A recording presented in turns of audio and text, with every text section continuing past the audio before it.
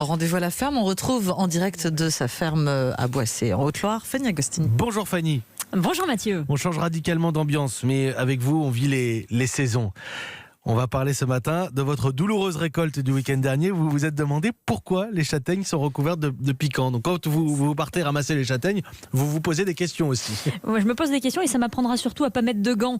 Je me suis demandé effectivement pourquoi la châtaigne est enveloppée d'une armure que l'on appelle la bogue et qui est hérissée de piquants. À première vue, pour dissuader les prédateurs dont je fais partie de les manger, mais apparemment pas seulement. J'ai appris à cette occasion que ces piquants permettent aux fruits qu'est la châtaigne de se fixer aux poils des animaux comme les cerfs, les chevreuils ou encore les sangliers, ce qui permet à la graine de trouver un moyen de transport gratis pour disséminer l'espèce. C'est ce qu'on appelle la zoochorie. Et la zoochorie, d'accord. Voilà, le transport des graines tout simplement grâce à un complice animal. Et vous nous dites que c'est de cette façon que les arbres sont capables de migrer. Mais oui, les arbres sont même de très grands marathoniens.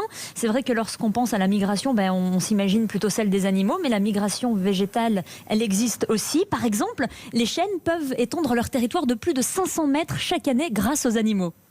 Et grâce aux animaux, mais aussi avec l'aide de l'humain, Fanny. Tout à fait, oui. C'est lui qui a été un facteur de propagation, par exemple, des chênes, il y a 18 000 ans, quand, après la dernière période glaciaire, les nomades ont profité d'un redout climatique pour se déplacer vers de nouvelles régions, le tout en transportant des graines, dont des glands, pour se nourrir, des glands qui ont été dispersés, permettant ainsi l'expansion des populations de chênes du sud de l'Europe vers le nord de l'Europe. Tout ça pour dire que, à travers cet exemple, ce sont souvent les comportements alimentaires des espèces qui permettent aux végétaux de faire des sauts de puce, entre guillemets, ce qui prouve qu'aucun être vivant ne vit seul, Mathieu. Il y a toujours dans la nature les prédateurs, mais aussi les alliés qui vont tisser des réseaux complexes d'interrelations, un petit peu comme une grande équipe dans laquelle chacun occupe un poste clé. Merci Fanny.